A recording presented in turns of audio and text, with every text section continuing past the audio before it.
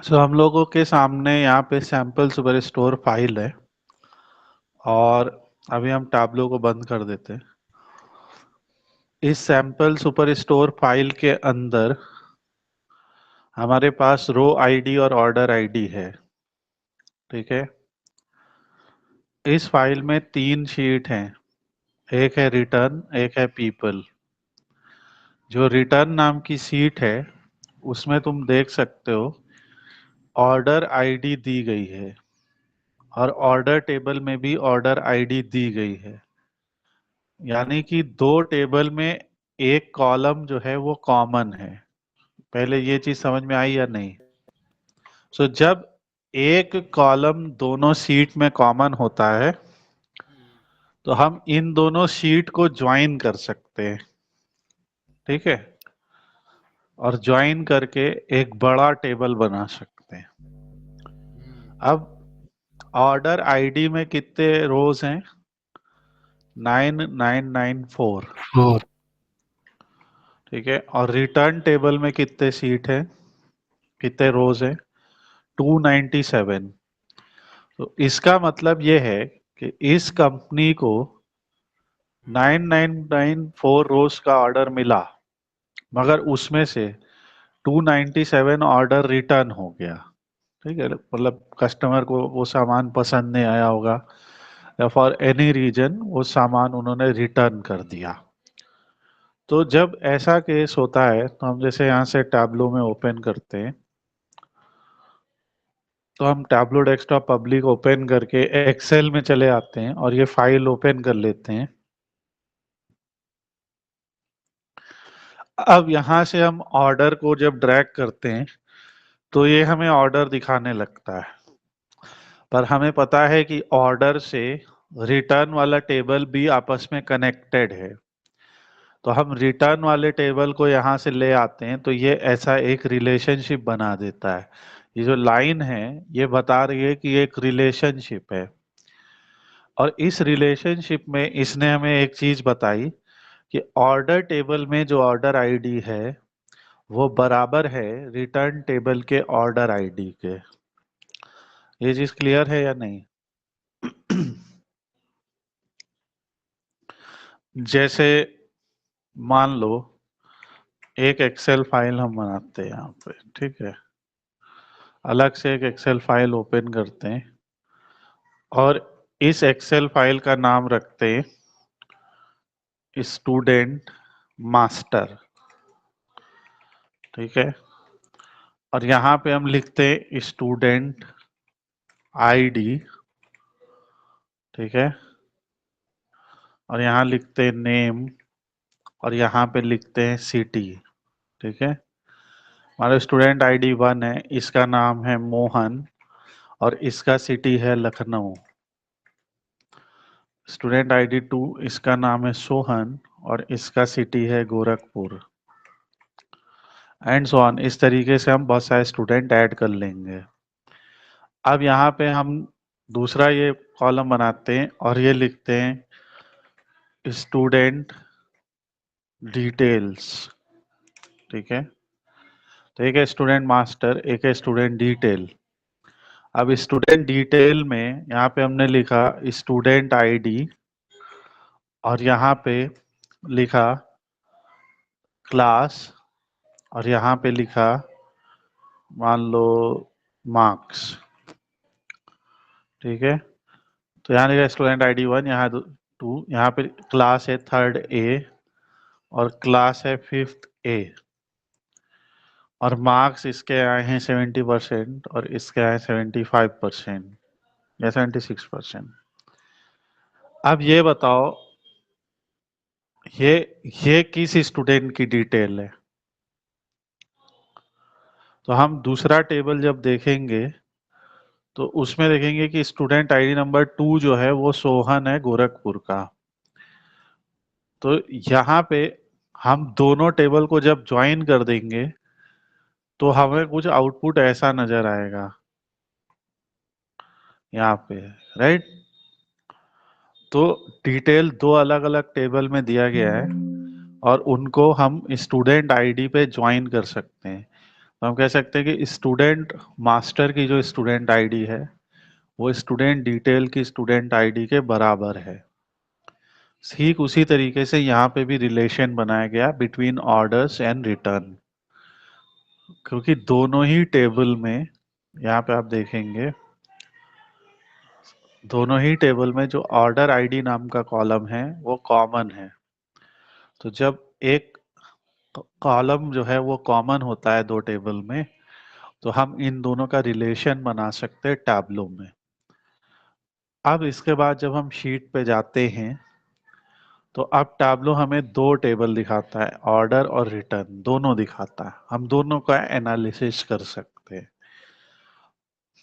आगे चल के हम लोग एक ऐसा डेटा सेट पढ़ेंगे जिसमें 8 अलग अलग टेबल्स हैं और वो 8 टेबल्स आपस में रिलेटेड हैं।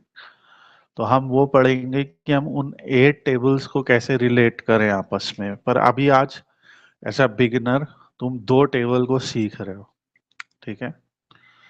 अब आ जाते हैं, ये हमारा हो गया बेसिक रिलेशनशिप्स पे एक एग्जाम्पल। अब हम ग्राफिकल एनालिसिस पे आ जाते हैं।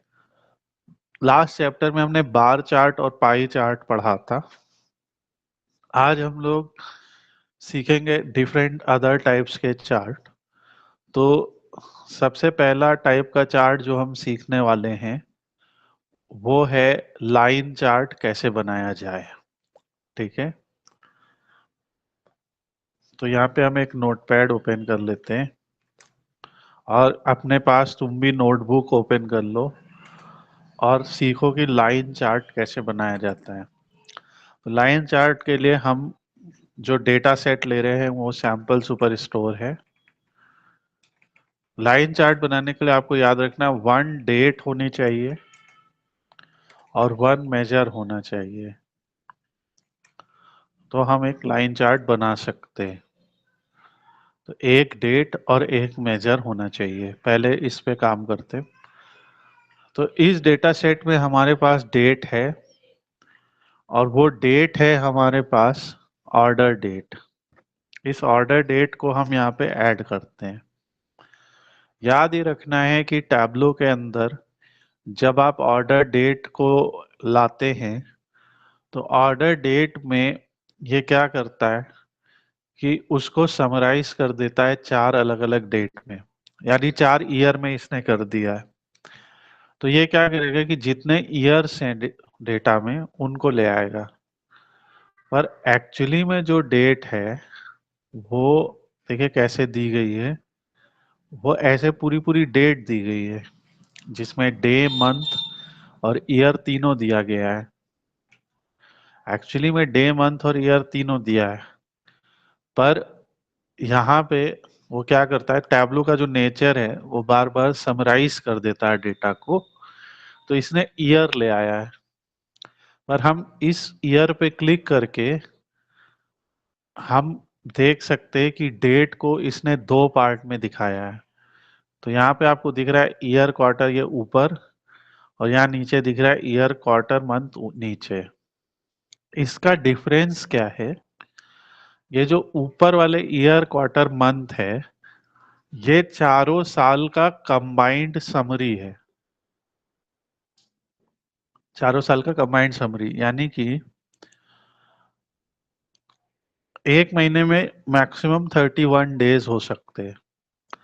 तो हम अगर डे लेते हैं तो ये चारों साल के मिला के 31 डेज ही दिखाएगा। अगर हम यहाँ क्वार्टर लेते हैं तो चारों साल के 4 क्वार्टर ही दिखाएगा। अगर हम यहाँ से ईयर लेते हैं तो चारों साल के 4 ईयर ही दिखाएगा।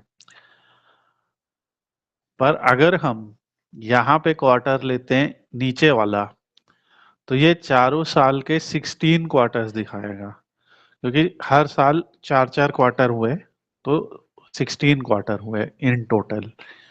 तो डेट जो है टैब्लो में दो तरीके से रिप्रेजेंट होती है। एक एज अ समरी, ये जो ऊपर दिखा रहे, एक एग्जैक्ट उसका डेटा जो यहाँ नीचे दिखा रहे हैं। तो अगर आपको चारों साल को कंबाइन करके 4 क्वार्टर देखने तो यहाँ पे, और अगर आपको हर साल के क्वार्टर को अलग अलग देखना है तो नीचे वाला। ऑब्वियसली ये वीडियो रिवाइज करना पड़ेगा, आपको वीडियो देखिएगा, रिवाइज कीजिएगा, तो आपको ये समझ में आएगा। तो जब कभी भी आपको डेट दी गई है तो ऑर्डर तो हर दिन आ रहे हैं, यहाँ पे ऐसे ही दिया गया है, हर दिन ऑर्डर आए। यहाँ पे हम सॉर्ट कर सकते फ्रॉम ओल्डेस्ट टू न्यूएस्ट। तो ऑर्डर तो इनके 3/1/2004 से शुरू हो गए, 3 जनवरी 2014 से, सॉरी। और ये चलते चलते हर दिन ऑर्डर आते आते 30 दिसंबर 2017 तक, तो 2014, 2015, 2016 और 2017 तक इनके पास करीब 10,000 ऑर्डर आए। पर हर साल में क्वार्टर 4 होते हैं, तो 4 साल में क्वार्टर हो गए 16। हर साल में मंथ होते हैं 12, 4 साल में मंथ हो गए 48। ये 48 मंथ्स के पॉइंट आ गए एक एक्सिस पे।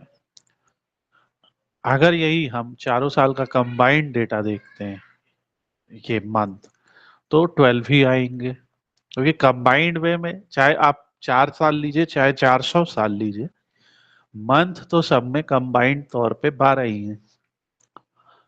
पर अगर आप हर साल का डेटा देखना चाहते हैं तो आपको नीचे वाला देखना पड़ेगा, और नीचे वाले में जितने साल उतने मल्टीप्लाइड बाय 12 मंथ्स।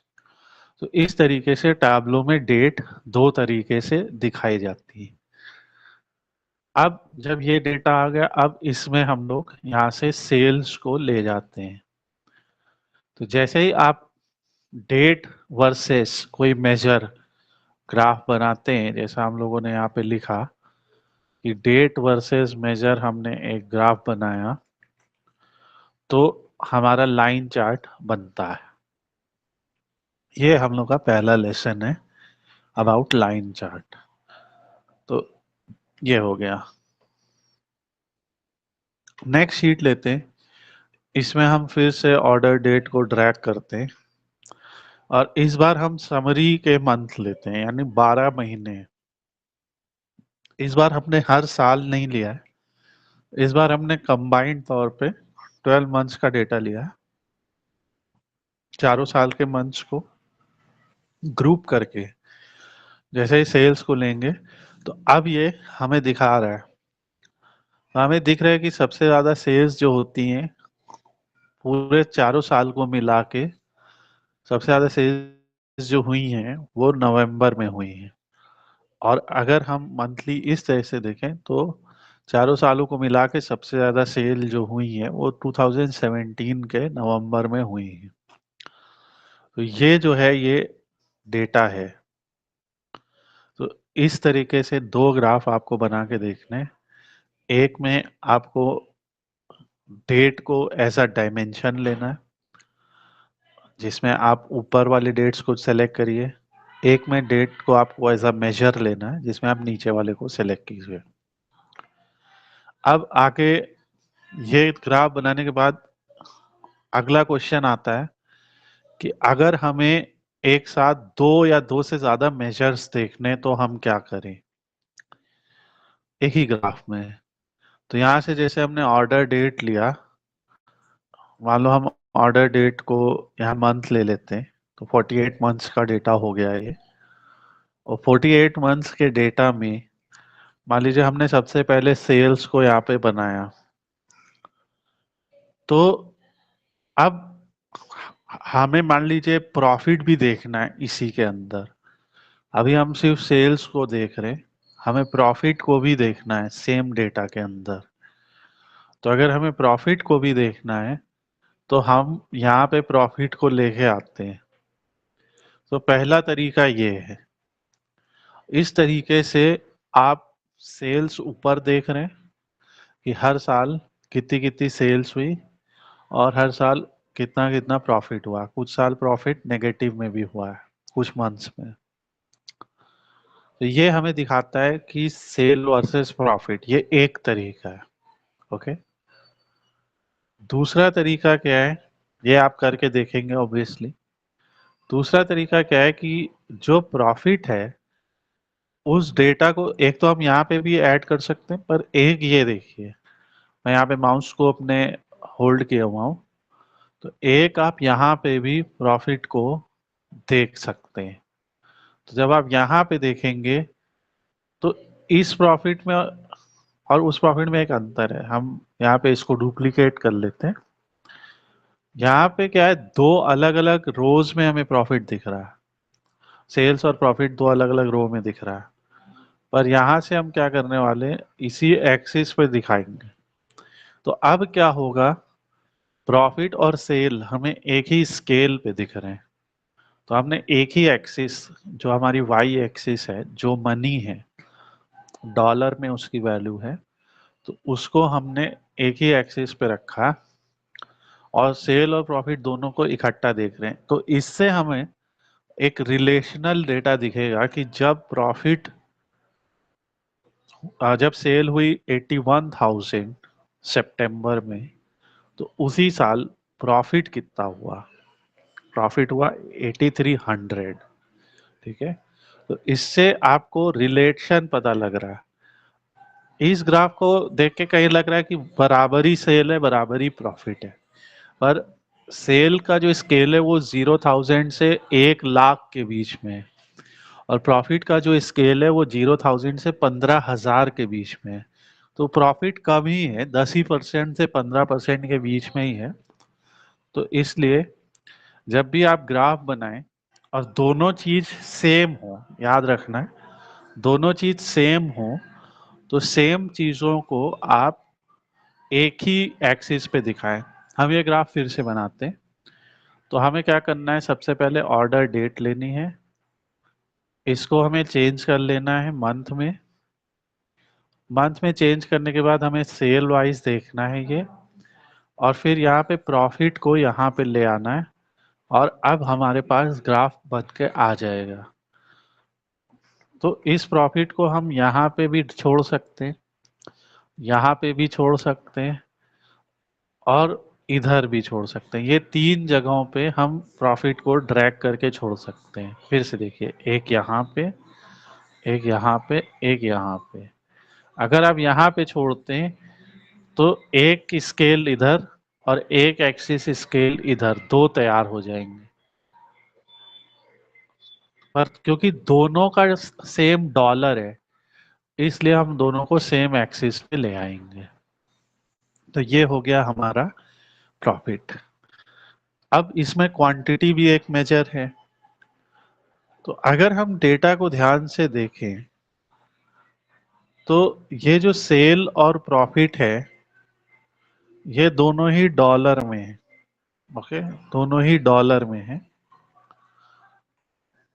पर ये जो क्वांटिटी है, ये एक इंटीजर है, और इसकी कोई यूनिट नहीं है, ये सिर्फ एक नंबर है कि दो प्रोडक्ट खरीदे गए तो $16 की सेल हुई, तीन प्रोडक्ट खरीदे गए तो $272 की सेल हुई, जिसमें -$64 प्रॉफिट हुआ, यानी लॉस हुआ। तो ये क्वांटिटी की यूनिट अलग है। सो जब ऐसा वेरिएबल हो, अब आपके पास तीन वेरिएबल है, दो वो जिनकी यूनिट सेम है डॉलर, तीसरा वो भी नंबर, और डेट वाइज वो भी चेंज हो रहा है, पर उसकी यूनिट अलग है। तो टैब्लो में हम क्या कर सकते हैं, इसको हम यहाँ पे ले आ सकते हैं थर्ड स्केल पे। तो ये हमारा ग्राफ बनता है। इसमें क्वांटिटी की स्केल अलग है, 0 से 1800, और मनी की स्केल अलग है, 0 से 1,20,000। अब यहाँ पे आप देखेंगे ध्यान से, तो हमारे जो ये मार्क्स हैं वो तीन बने हैं, मेजर वैल्यू, सम, ऑल, मेजर वैल्यू, सम। ओके, तो ये जो हमारे मेजर वैल्यूज बनी हुई हैं वो ये दोनों हैं। ठीक है, मेजर वैल्यू है प्रॉफिट और सेल, और ये सम ऑफ क्वांटिटी जो है ये ऑटोमेटिक है। तो इस ऑटोमेटिक को हम बार बना देंगे। ठीक है, अब ये ग्राफ बन गए तीन, और इसको क्वांटिटी को इधर ले आएंगे। तो क्वांटिटी को हमने रो में पहले ले आया तो वो पीछे चली गई, उसके ऊपर हमें ये सेल वेल दिखाई देने लगी। अब ये तीनों कलर जो हैं वो कुछ अच्छे नहीं लग रहे हैं, तो जो सम ऑफ क्वांटिटी है बेसिकली ये क्या दिखा रहा है, ये दिखा रहा है कि आपके तीन ग्राफ हैं, एक तो ऑल है, एक दिखा रहा है जो मेजर वैल्यूज हैं यानी प्रॉफिट और सेल जो एक स्केल पे है, और एक दिखा रहा है क्वांटिटी जो इस स्केल पे है। तो इसका कलर हम यहाँ से चेंज करके इसके कलर को, क्वांटिटी के कलर को हम ये वाला ब्लू वाला बना देते हैं, ऐसा। ये हम इस ग्राफ को फिर दिखाते हैं, ठीक है, ताकि आप सबकी समझ में आए कैसे ये हो रहा है। पर ये ग्राफ हमें तीन अलग अलग चीजों को एक जगह पे दिखा रहा है, और इस तरीके से हम अपनी डेटा एनालिसिस को और ज़्यादा, या डेटा जो हम रिप्रेजेंट कर रहे हैं उसको और बेटर तरीके से समझ सकते हैं। कि इससे हमें साफ दिख रहा है कि जब जब सेल बढ़ती है तब तब क्वांटिटी बढ़ती है, जब जब सेल घटती है तब तब क्वांटिटी घटती है। ये चीज साफ समझ में आ रही, क्योंकि ये बार और ये जो लाइन है वो सेम जा रहे हैं लगभग। अब इसको फिर से बनाते हैं, ब्लैंक है, हमने लिया ऑर्डर डेट, इसको हमने चेंज कर लिया मंथ में या क्वार्टर में, सेल वाले मंथ या क्वार्टर में चेंज करने के बाद हमने सबसे पहले लिया सेल्स, फिर उसी एक्सिस पे ड्रैग करके डाल दिया प्रॉफिट, फिर तीसरा लिया क्वांटिटी, और इसे नेक्स्ट एक्सिस पे यहाँ पे ले जाएंगे तो ये लाइन जब बन के आएगी तब छोड़ना है, इधर ले जाएंगे तो नहीं आएगी, यहाँ पे आएगी ये लाइन, ध्यान से आपको करना है, ये छोड़ दिया। अब इससे क्या हुआ, क्वांटिटी एक अलग इसके साथ में दिख रही है, तो यहाँ भी समझ सकते हैं, ये भी अपने आप में मीनिंगफुल है। पर क्योंकि क्वांटिटी जो है वो एक डिस्क्रीट वैल्यू है, तो हम चाहते हैं कि क्वांटिटी को, यहाँ पे अब तीन ग्राफ आ गए, ऑल, मेजर वैल्यू, सम।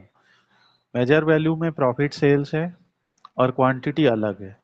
क्वांटिटी को हम चाहें तो एरिया भी कर सकते हैं, ये देखिए, तो क्वांटिटी एरिया में बदल दिया। क्वांटिटी को हम चाहें तो जो है यहाँ से सर्किल कर सकते हैं, तो ये क्वांटिटी सर्किल हो गया, पर बेस्ट तरीका हम बार कर देते हैं। अब क्या हुआ, बार करने पे जो बार है वो ऊपर दिखने लगा और बाकी की वैल्यूज पीछे दिखाई देने लगी। तो हम क्या, ये इसलिए हो रहा है क्योंकि मेजर वैल्यू पीछे हैं ऑर्डर में, लेफ्ट टू राइट, और क्वांटिटी आगे है, तो इसको पीछे कर देते हैं, इसको यहाँ से ऐसे पीछे कर देते हैं, और अब जो है हमारी क्वांटिटी पीछे चली गई और ये बन गया। सो क्योंकि आप एज अ बिगिनर कर रहे हैं तो इस ग्राफ को आपको बनाना है और इस ग्राफ में तीनों चीजों को दिखाना है। और यहाँ पे आपने सीखा है कि सेम एक्सिस और डिफरेंट एक्सिस पे किस तरीके से हम डिफरेंट मेजर्स को ले जा सकते हैं और उनके थ्रू ग्राफ बना सकते हैं। सो ये जो है आपको रिप्रेजेंट करना है, और फिर जब आपका ये ग्राफ बन जाए तो यहाँ से, जैसे आपने अभी क्वेश्चन पूछा था, ये डैशबोर्ड होता है, ठीक है। डैशबोर्ड में यहाँ से आप अपना साइज डिसाइड कर लीजिए पहले, ऐसे साइज डिसाइड हो जाता है। जैसे हमने 1220 पिक्सल लिखा तो ये शीट का साइज बड़ा हो गया, ठीक है। 1120, ये देखिए जैसे जैसे छोटा करेंगे शीट का साइज कम होता जाएगा। तो इसको डिसाइड कर लेते हैं, और यहाँ पे हम डिफरेंट डिफरेंट चीजें, जैसे ये एक शीट ले, दूसरी शीट ले आए, इस तरीके से आप डिफरेंट ग्राफ्स को शो कर सकते हैं और रिप्रेजेंट कर सकते हैं। ओके, तो ये सारा कुछ आज आपको करना है और इन ग्राफ्स के थ्रू आपको आगे दिखाना है। तो ये एक लाइन ग्राफ का एग्जाम्पल हो गया। अब हम आगे बढ़ते हैं और एक फाइनल ग्राफ और पढ़ते हैं आज। लाइन ग्राफ की तरह से ही देखिए एरिया चार्ट भी होता है, सेम होता है। तो जैसे ये लाइन है, ये एरिया है, एरिया चार्ट में भी आपको एक डेट चाहिए और एक मेजर चाहिए कम से कम। ठीक है, तो एरिया चार्ट को बनाते हैं तो एक डेट एक मेजर के साथ। तो एरिया चार्ट के लिए हम लोग क्या करते हैं, अगेन अब की बार भी हम लोग ऑर्डर डेट को लेते हैं। ऑर्डर डेट लिया हमने और इस बार हम मंथ ले लेते हैं। तो इस बार हम लोग ने समराइज्ड वे में किया है इसको कि चारों साल का कंबाइंड मंथली है और चारों साल का कंबाइंड मंथली बेसिस पे हम देखना चाहते हैं कि ऑर्डर काउंट कितना कितना हुआ। तो ये हमें दिख रहा है ऑर्डर काउंट, बस इसको जाइए और एरिया चार्ट में बदल दीजिए। इस तरीके से बिल्कुल लाइन की तरह एरिया चार्ट है, बस लाइन में आपको एक प्लेन लाइन दिखती है, एरिया में उसके नीचे का पोर्शन शेडेड दिखता है। ठीक है, ये आपके पास होता है। इसमें हम यहाँ से सेगमेंट ले आते हैं। तो जैसे 3 सेगमेंट हैं हमारे, तो यहाँ से हम सेगमेंट को ले आते हैं और अब देखिए तीनों सेगमेंट, कंज्यूमर सेगमेंट में कितने ऑर्डर आए हर मंथ में, कॉर्पोरेट सेगमेंट में कितने ऑर्डर आए, होम ऑफिस में कितने आए, ये सारे हमको दिखाई देने लगते हैं। तो इस तरीके से एरिया चार्ट बनाया जा सकता है जिसमें आप अलग अलग सेगमेंट के एरियाज देख सकते हैं। ठीक है, और इसमें आपको करना क्या है, जैसे डैशबोर्ड में सपोज कीजिए आपको वो भी दिखाना है, तो यहाँ पे आप कहीं पे दिखा सकते हैं। तो अलग अलग एरिया, अलग अलग सेगमेंट का आप दिखा सकते हैं। तो आज आपकी प्रैक्टिस आपको करनी है, डिफरेंट टाइप के एरिया चार्ट्स बनाइए, डिफरेंट टाइप के लाइन चार्ट्स बनाइए, और एक जो ये हम लोगों ने मल्टीपल एक्सिस और सेम एक्सिस वाला 3 मेजर्स को लेके एक ऑर्डर डेट को लेके बनाया, इतना बना के फिर आपको हमें दिखाना है और इसमें आपको क्या प्रॉब्लम आ रही है बनाने में वो आपको दिखाना है।